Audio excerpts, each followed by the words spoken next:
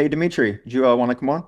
Thanks, Mike. I would love to hear about your journey with experimentation as someone that came from a scientific background. How did you get started, and when did that happen in your kind of growth? What did your first like few tests look like? What were you testing? How was the randomization set up? And kind of maybe where are you now? So sorry Yeah. for a barrage of questions. No, that's awesome. Yeah, we started, um, I think very early on, if I remember correctly, and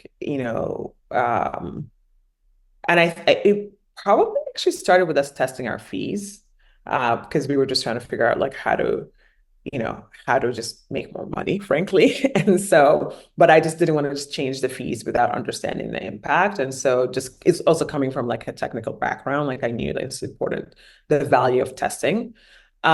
We This is dating me, but if you guys are familiar with Optimizely, they had at the time you could use it as a small company, a very small company. Now they're only focused on like enterprise, very, very expensive.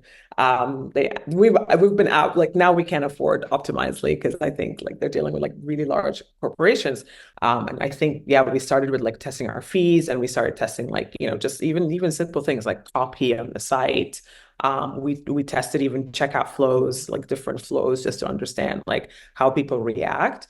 And then when Optimizely decided to change their pricing structure, we kind of were like left in a void because we didn't know what to do for a while. So we stopped doing testing.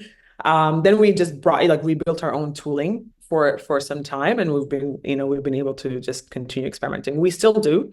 I would say that like we probably can do more testing than we actually do, but it's just there's a level of, don't do testing for a lot just for the sake of testing. Like you have to decide when it makes sense. Like if it's, you know, when it makes sense for your business, is it worth the time? Because of course it takes time. Like if it's something that's intuition, like listen, like this is just like a no-brainer, do it. But I'll give you an example.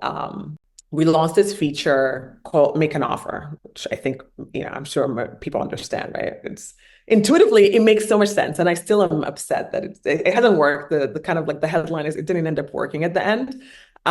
We launched it without actually, we built the feature. So this is a lesson of what not to do. We built the feature because it made intuitive sense. Like most marketplaces have it. And we launched it and we just saw our conversion rate go down. And it's not because the feature was buggy, it's a great feature. But what we saw was like is essentially increasing the time to make a sale.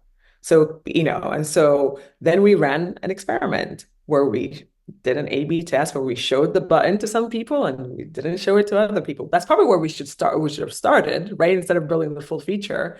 And we like the data was undeniable. Not having the button improved our conversion rate. We spent a whole year optimizing that feature and ended up just having to pull a plug. So very painful, a very painful story, but it's just the power of data, right? And so you kind of like it's sunk cost at the end and just do what's right based on the data.